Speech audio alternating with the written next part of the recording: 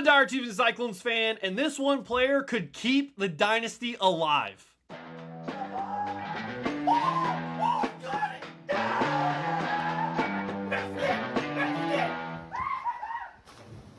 My name's AJ Caldwell. Welcome back to Cyclone Kingdom. He's back. L'Jarius Sneed has signed a one-year deal with the Kansas City Chiefs. Let's talk about it. He is an unbelievable player in the history of the Kansas City Chiefs because of what he did to spur on the dynasty. So what is his role going to be for the Chiefs now that he's back? I know the knee has been an issue. He didn't play a lot of games with the Titans. To be honest, it sounds like a Kadarius Toney 2.0 situation, where Kadarius Toney refused to play for the Giants. They weren't very good, so he just kind of sat out with a hamstring injury and then got to the Chiefs and was fully healthy and helped the Chiefs win a Super Bowl.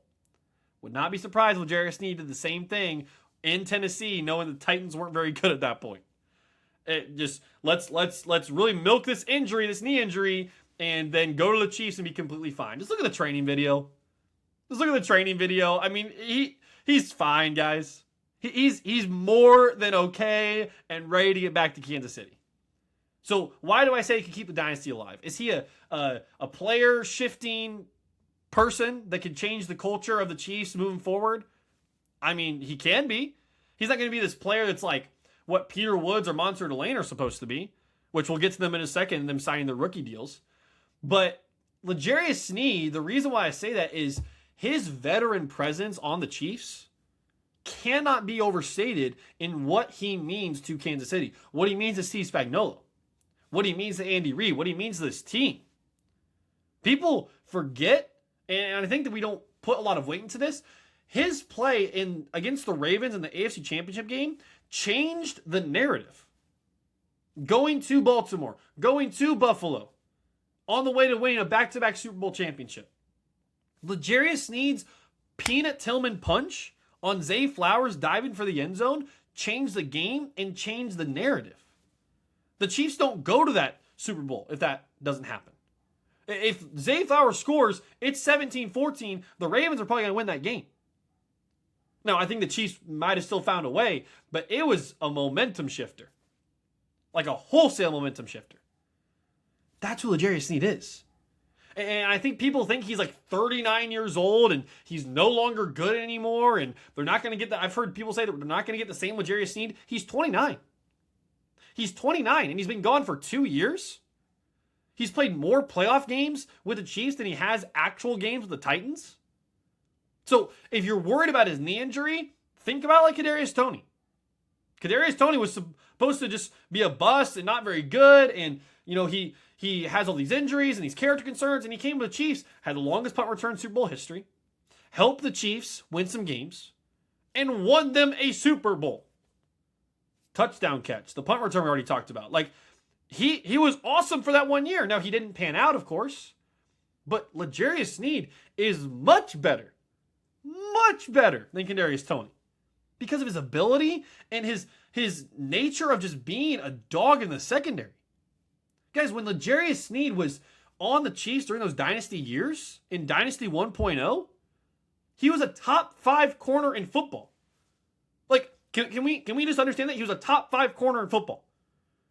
So the question I know a lot of people are asking is, well, where does he fit in? Because he's not going to take Noel Williams snaps. He's not going to take Monster Delane snaps. He better not. Guys, there's a thing called slot corner that we're missing. We're missing because Trent McDuffie's gone. And we brought in a rookie from Oregon that we hope is going to change that in Jaden Kennedy. But he's a rookie. You can't expect him to do a lot. You know who you can expect a lot out of? L'Jarius Sneed. You know who you can expect to mentor? Jaden Kennedy and Kader Kohu and Alohi Gilman even? L'Jarius Sneed. Like, this is who he is. And he's a little bit older now, but he's not terribly old. Guys, Travis Kelce's going to be 37 years old. That is old. And Travis Kelce's still doing it, so I'm not even worried about him.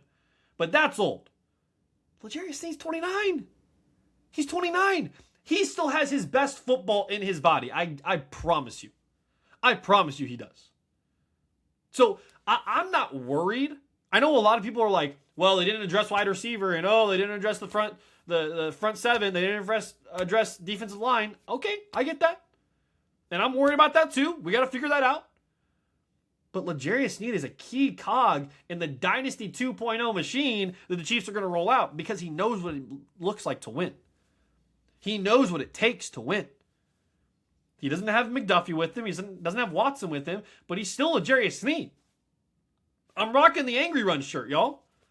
What he did to Tyreek Hill in that playoff game, woo, he got up in him, pushed him around, talked his talk, let Tyreek Hill know what wasn't going to happen that night. That's who L'Jarius Sneed is. And he's perfect for this Chiefs team that is reloading. It's not a rebuild. A rebuild would look like what the Titans are doing. Or would look like what the Vikings are doing. Or would look like what the Cardinals are doing. That's a rebuild. The Chiefs are reloading.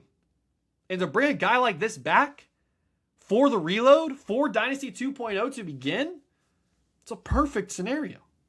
It's a perfect scenario for Sneed to come in because he doesn't have to play every snap. He's not required to be this guy that needs to be out there all the time. But at the same time, he can be a guy that can help get the team off the field on third down, which they didn't do last year. I love it. I love the signing, especially for how cheap it is. I mean, it is very, I saw people saying it's very Bill Belichick-esque, what Andy Reid and Brett Veach did. Let a player go away that gets paid a lot of money and then bring him back on a cheap deal knowing that he can still ball. It's genius. It's absolute genius. But then also what happened is Monster Delane and Peter Woods signed their rookie deals. So they're officially locked and loaded. Monster Delane making $7.6 million a year. Peter Woods making $3.2 million a year. They're ready to rock and roll. So where does that leave the Chiefs in terms of their cap space and their cap room? And do you go get anybody else? Well, the only way we'll know if they'll get somebody else is if Creed Humphrey or Trey Smith have their contracts restructured. If none of that happens, guys, the Chiefs are standing pat. And they're saying, this is the team that can get us back into playoff contention. This is the team. And if that's the case, I'm going to trust Chad O'Shea until he proves me wrong. And I'm going to trust Steve Spagnuolo and the new R. Mason Thomas draft pick to fix the front seven. Because outside of that, it's a lot of hope and not a lot of facts to back up what the Chiefs could actually do in the wide receiver and the defensive lineman room. So I'm a little nervous about that, I'll be honest. But I'm thankful that we got all the rookie deals signed. And I'm still hopeful. Stephon Diggs does not have a football team yet. Tyreek Hill does not have a football team yet. Deebo Samuel does not have a football team yet. Cam Jordan has yet to sign with the Saints. Like, these guys are still out there, and they're not just going to sit on their couch all year. So I'm hopeful that the Chiefs will at least make a move for one of those guys. I'm not expecting them to do for multiple. That would not be very Chiefs-esque, even though I would love it. One of those guys is still available. I think you have to go get him. I think you have to go get him. So I'll be curious to see if the Chiefs do that. From what it sounds like per Nate Taylor and many other Chiefs reporters, the Chiefs aren't going to make any more moves. And they're saying Xavier Worthy, Tyquan Thornton, Jalen Royals, who's yet to prove anything yet, go do it. Cyrus Allen, you're a man-to-man beater, go do it. Rashee Rice, be healthy, don't get suspended. That's a lot of trust in a wide receiver room that has yet to prove a lot, especially from Xavier Worthy's standpoint. I'm excited for Xavier Worthy. I think he's going to have a breakout year, but I'm very curious to see how the wide receiver room looks now that we have an actual wide receivers coach with Patrick Mahomes, with an actual running game where the running game's a threat and the passing game could open up a little bit more. I'll be curious to see what happens.